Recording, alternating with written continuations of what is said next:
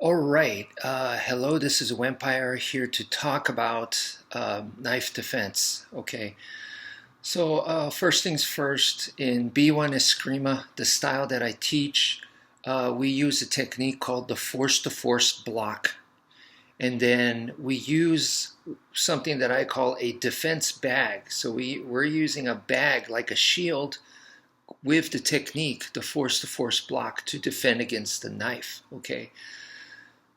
So let's say you don't have anything like that, and all you have is something like this, okay, kind of like a jacket. Then this is what I'm recommending. Like you're gonna put on the jacket, like normal, okay. So you slide your arm through, and then just have grabbing a hold like this, and then all I'm gonna do is I'm just gonna wrap this over my arm multiple times.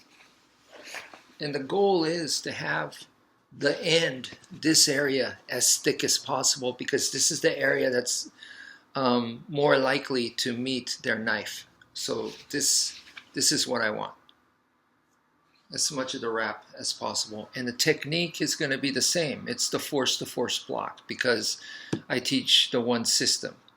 We're using what we do with the sticks for knife, for stick, for improvised weapon like this too, or it's more like an improvised shield, but I'm still doing the same thing. So they're coming at me with a knife, I'm doing the force-to-force block using this. Okay, so that's what I would recommend. You're doing the same thing that we always do, just with this.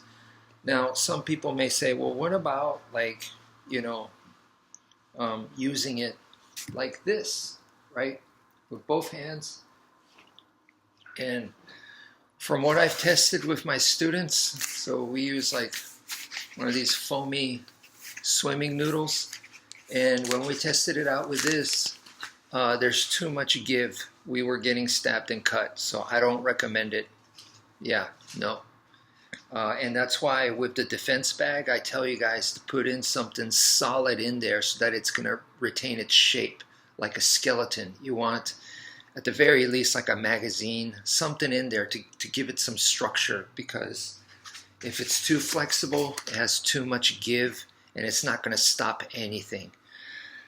So, well, you might say, well, like in Silat, we don't necessarily try to stop it. We try to catch it. We catch their arm and we tie up their wrist and this and that. And all I could tell you with something like that is that is going to be harder to do than the force-to-force block. It's obviously now you're countering, you're catching. It's a lot lower percentage move, a lot more difficult.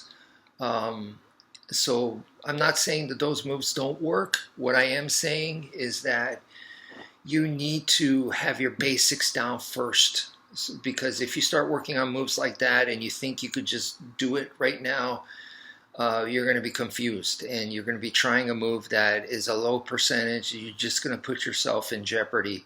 So I would recommend know your basics, get your basics down, and once you're able to do the basics, from there you'll start to understand what's up.